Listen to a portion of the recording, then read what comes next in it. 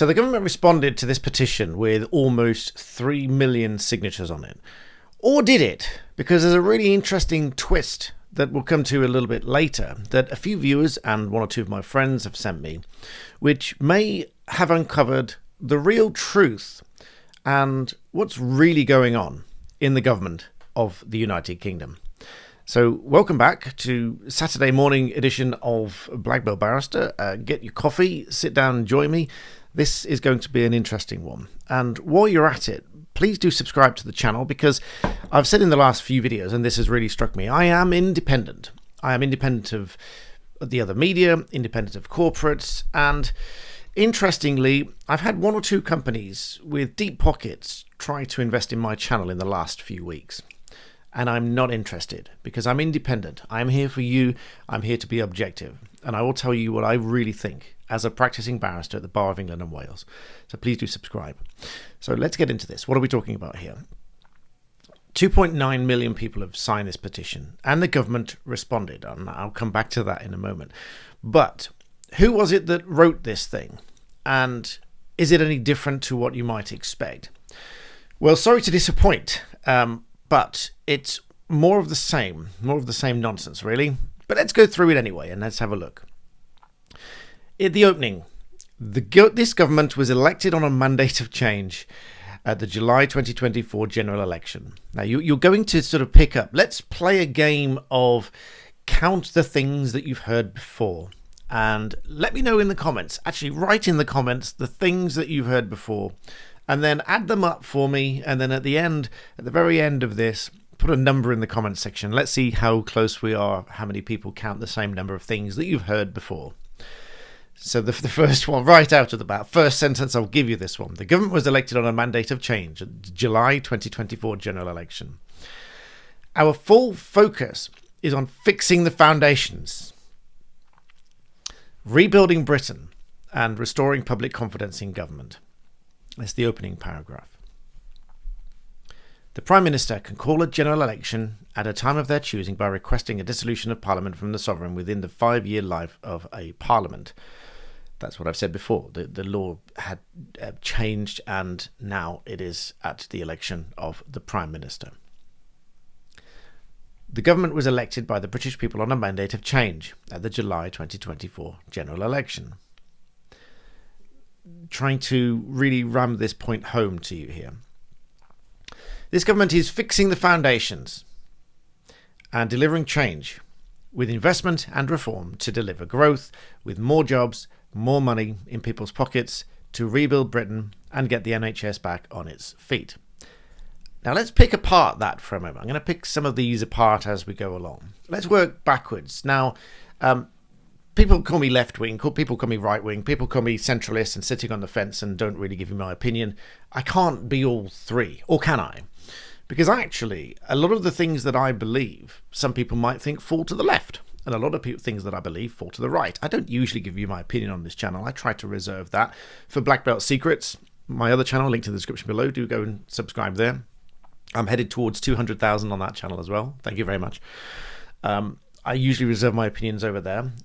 But let me give you a snippet of an opinion here, because it sort of fits with what I'm talking about here.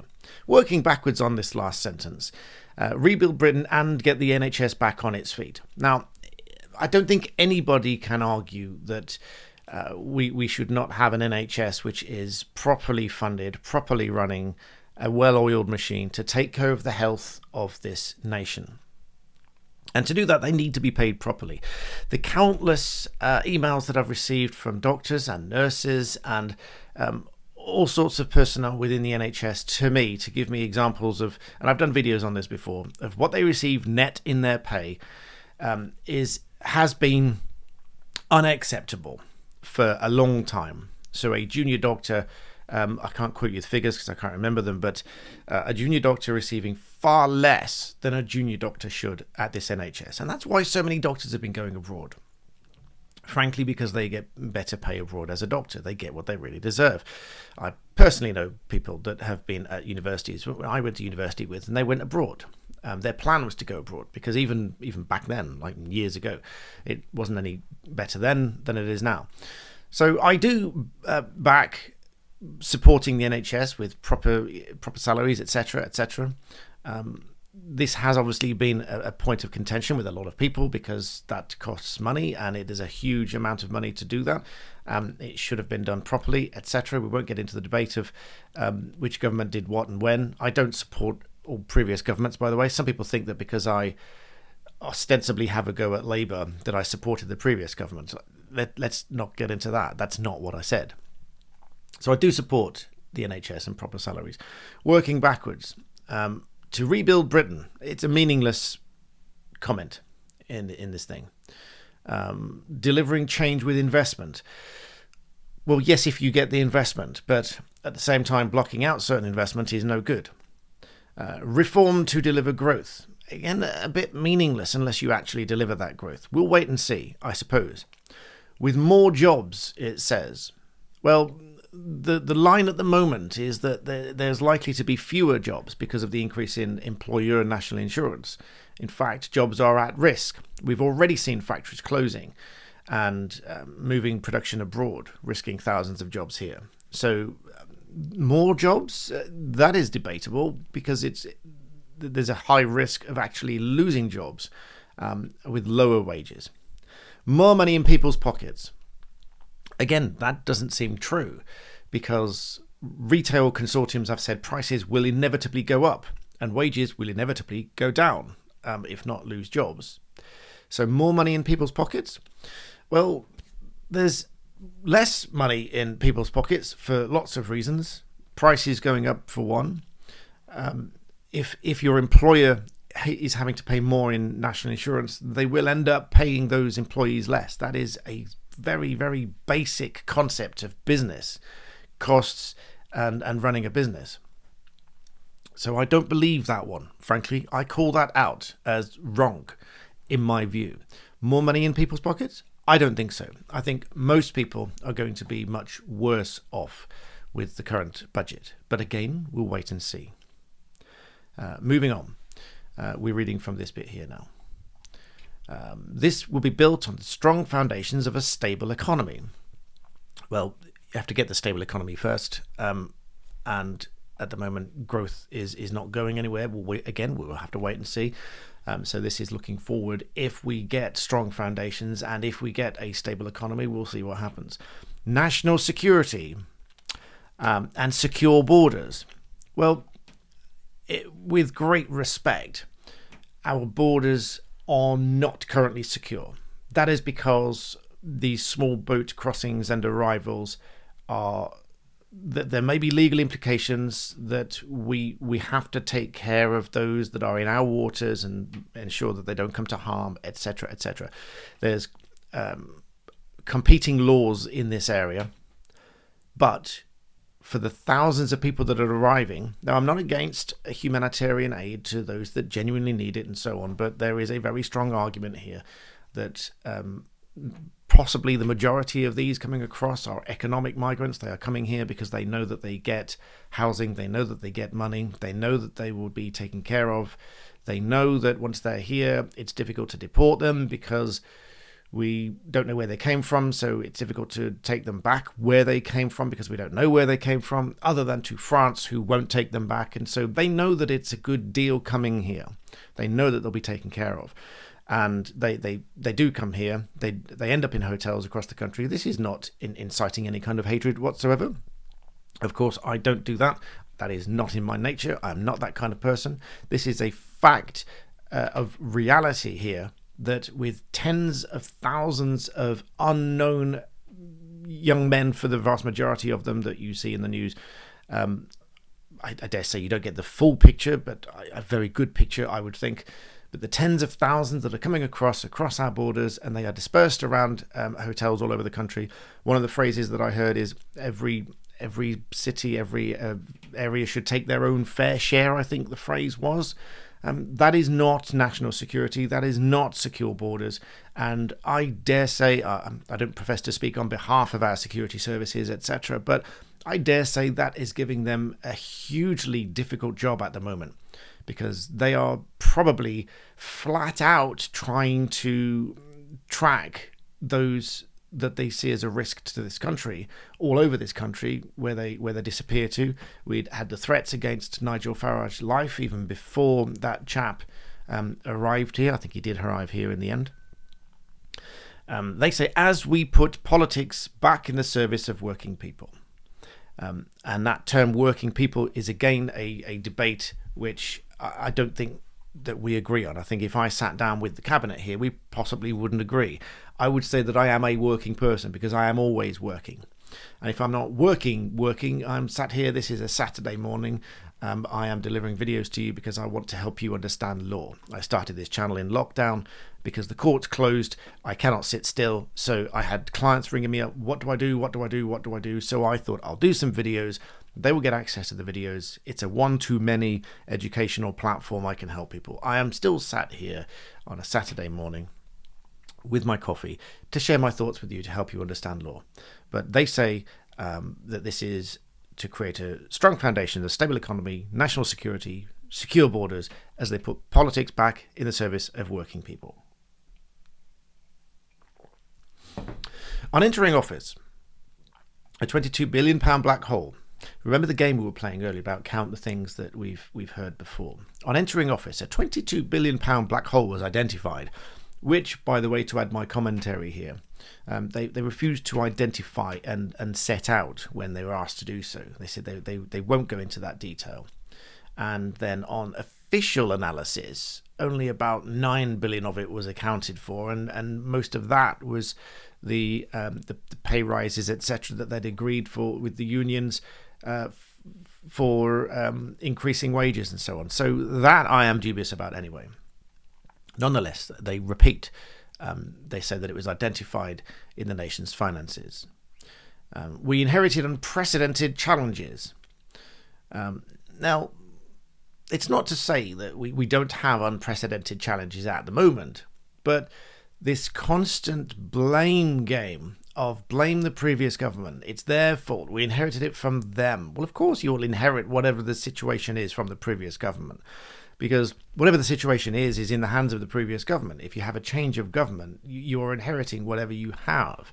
But to blame the government on everything, or blame everything on the government, is a bit tiresome once you've said it a few times. Anyway, we inherited unprecedented challenges, they say, with crumbling public services and crippled public finances. But we'll deliver a decade of national renewal. Well, that's up for debate because I suspect that when the general election comes around in not quite 5 years' time, that Labour will not be voted into office again. So I don't think you have a decade. This is sowing the seed, you understand. This is trying to tell you what to think. And I'm not telling you what to think. I am giving you the free choice. I am spelling out that you have the choice of what to think. You as a viewer here have a choice of what to think. You have a choice to believe that this is 10 years. Because with the greatest respect to everybody watching, I don't expect you to follow everything to the letter, follow the law to the letter, and the routines and the regulations and everything else to the letter. But this government does not have a choice as to whether it has a decade to make these changes. You have that choice by voting. And if you don't vote them for the next 5 years after this first 5 years, they don't have a decade. Nonetheless, they say, but we'll deliver a decade of national renewal through our 5 missions. Economic growth. Now, of course, that should be a mission of any government, economic growth for the country. Fixing the NHS. We've had that conversation. I agree that fixing the NHS is vital. But I'll also, just another point I didn't mention earlier, fixing the NHS necessarily involves looking at why it is broken. And it is not just about the finances. It's too simplistic to say they don't have enough money and therefore it's broken. We need to look at why it's broken and it being overwhelmed. And I know a lot of people working within the NHS. They all tell me the same thing. It's overwhelmed. They have too many people to cater for and not enough people to do that. And so it is overwhelmed. And the net migration to this country is one of the things that is contributing to this NHS crisis. That is an entirely separate debate. But quite right that one of the missions should be fixing the NHS. Safer streets. Well, again, there's lots of arguments and debate over the powers given to police. Now, of course, police, it goes without saying, police should not abuse those powers. Police should be held accountable, etc. But it seems at the moment that when police do act, they are absolutely questioned and put through the mill, particularly if they've used firearms. They are put through the mill to explain themselves, and that is deterring, quite genuinely, that is deterring police officers from doing their job, particularly firearms officers. It is deterring them from doing their job. Hundreds upon hundreds, and here's a frightening statistic for you. Hundreds upon hundreds of firearms officers, police officers, are handing back their firearms ticket, their authorization to use firearms, because they are afraid that if they use them, they are going to be held accountable, charged with murder, and so on. So they're handing it back. They don't particularly get, if anything, but don't particularly get a huge amount of extra money for carrying the firearm. It is an addition to their role. If they take up a role, they are still a police officer. So I think, correct me if I'm wrong in the comments, but I think that their pay grade is much the same as it would be otherwise without the firearm. But obviously the added risk of carrying it, added risk of using it, added risk of being charged with murder if they use it. Now, just to be clear, if it is deemed that they should not have used it, then it's unlawful force, and unlawful force should be treated in the same way. But we had the recent test for the use of force. Now it must be a reasonable mistake to have made. Whereas if you act in self-defense as a member of the public, if you act in self-defense and you use force, by the way, I'm doing a course at the moment. Let me know in the description, in the comments below. Email me if you want on this course. I am selling it on behalf of a martial arts company I work with, which is trying to help people understand self-defense and make the country safer, etc.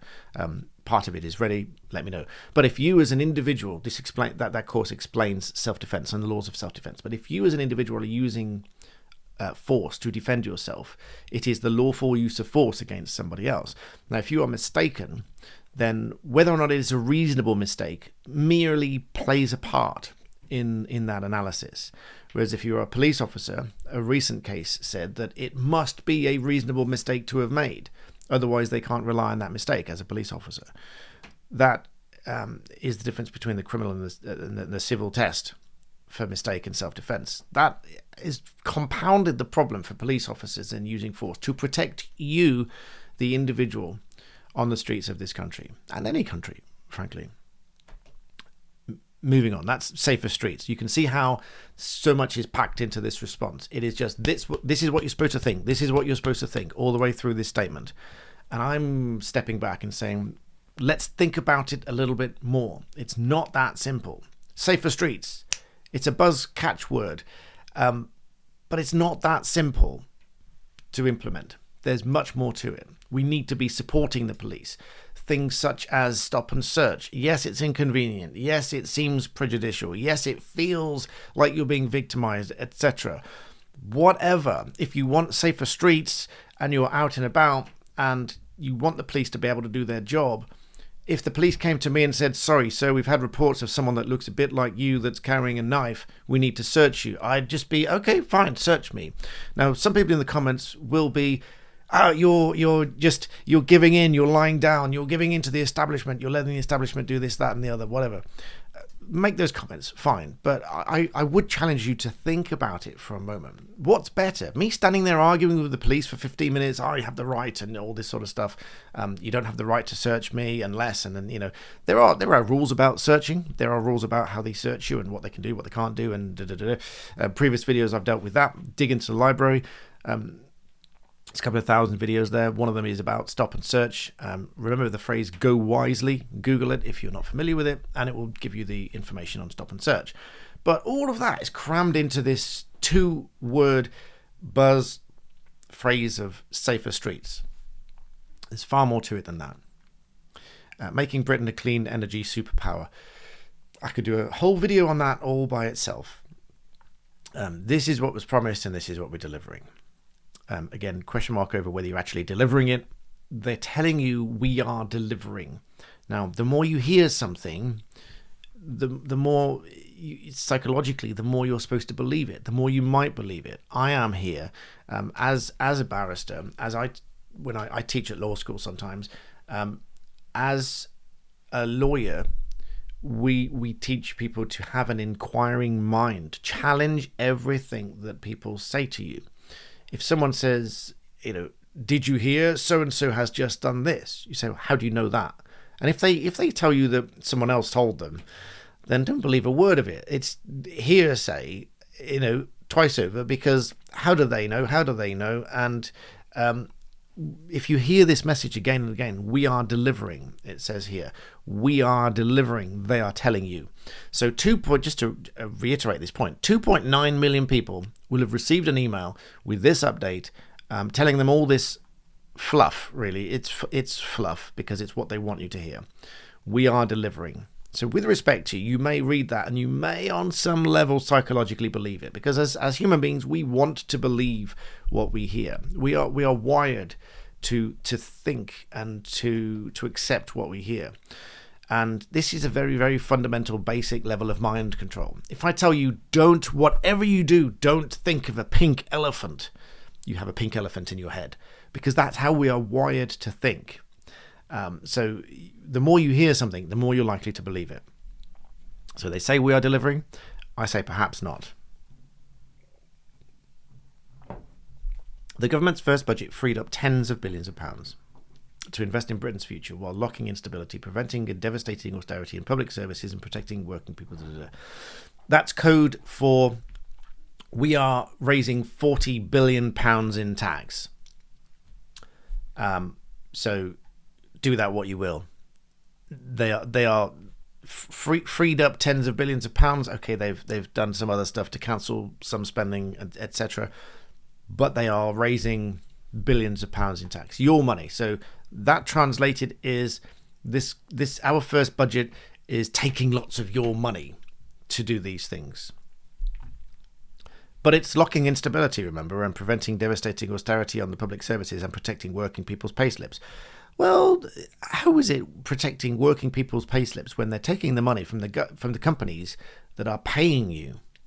It's risking your payslips, to put it mildly. Mission-led government rejects the sticking plaster solutions of the past and unites the public and private sectors, national, devolved and local government, business and unions. Well, let's break this down. So they say they are uniting public and private sectors, businesses and unions. Well, hundreds of businesses have written to say that this budget is devastating and it's going to have a devastating effect on their businesses and on their industries. They're going to have to put prices up. They're going to have to reduce salaries. Some of them will close. Some of them will lose jobs. And some of those businesses simply won't survive because they say in the letters that I've quoted recently, there is no capacity to pass these costs on to customers. Therefore, their only option is to reduce wages, and if that doesn't work, they will close down. I fail to see how that is uniting businesses with public and private sectors, etc. But anyway, like I said, we'll wait and see. And the whole of civil society in a shared purpose. The government will continue to deliver on the manifesto. Again, continue to deliver. There's no evidence that they've really delivered it yet, in my opinion. But again, they're telling you that they are continuing to deliver on it, meaning that they said they will deliver, they are delivering, and they are continuing to deliver the manifesto of change. Well, in the manifesto, if you remember the amount of times that they said they will not raise income tax, they will not raise national insurance. And in Keir Starmer's hugely sarcastic rant in Parliament, having a go at the previous government, to say that last year he was suggesting that we remove the pensioners' winter fuel allowance. Will he now rule out, he said, taking winter fuel payments off them? And that's exactly what they've done. Was that on their manifesto? Go back and have a look. But nonetheless, they say to continue to deliver on the manifesto. of change that it was elected on. Now, as I said, let me know in the comments how many of those things you've heard before. See if you were counting. But even more interestingly than all of that is this here. I will link this video from GB News in the description by way of credit. This is Dominic Cummings, if you recall, the senior advisor to Boris Johnson, 2019-2020, and what he has to say and who is really running government and making these decisions. His words, not mine. I'll leave you with this. PM's office responsible for foreign affairs, an official whose name has never been in the newspapers. That person was like 10 times more powerful and important than the Secretary of State was. And I think this is something which people just don't really realize. And it's part of like how the whole system has become fake. So you have fake meritocracy, fake responsibility, and then fake cabinet government. So they all walk up Downing Street, the cameras whir, they pose, they smile, ha ha, I'm going into the most powerful meeting, aren't I great? But it's all nonsense. The cabinet is just a kind of stage theatre. And actually officials in the cabinet office have already decided it all. When you sit in Whitehall now, right, in meetings, they are literally scripted. So when the Prime Minister has a meeting with ministers, what happens is that before the Prime Minister has that meeting, officials go into the Prime Minister's study and they give him a folder. And in the folder at the front is a thing called Chairman's Notes. And that's the script. And that's what the Prime Minister reads out. So, is it all scripted? Is this cabinet just a bit of a stage show? Now you know why I want to remain independent, and why potentially I've had a number of companies offering to invest significant sums of money in my channel here. Ultimately would mean that they, I presume, would want to control what I publish, when I publish it, what I say, even perhaps where I work and what I'm doing. Think about that. And while you think about that, hit the like button on this video. This is, if you like, an awakening and unraveling of the truth, but without the tinfoil hat. I will look into this sort of stuff. I will digest it. I will break it down, like that response that I've just gone through there. You can see just how much there is beyond the words. It's mind controlled to a degree, and this is not tinfoil hat stuff. This is genuine psychology. It is mind control stuff on a level that we perhaps never realized, or most people perhaps never realized. So with that, I thank you for watching. Please do subscribe to the channel if you want the independent coverage here from me, and have a lovely Saturday, and I will see you next time.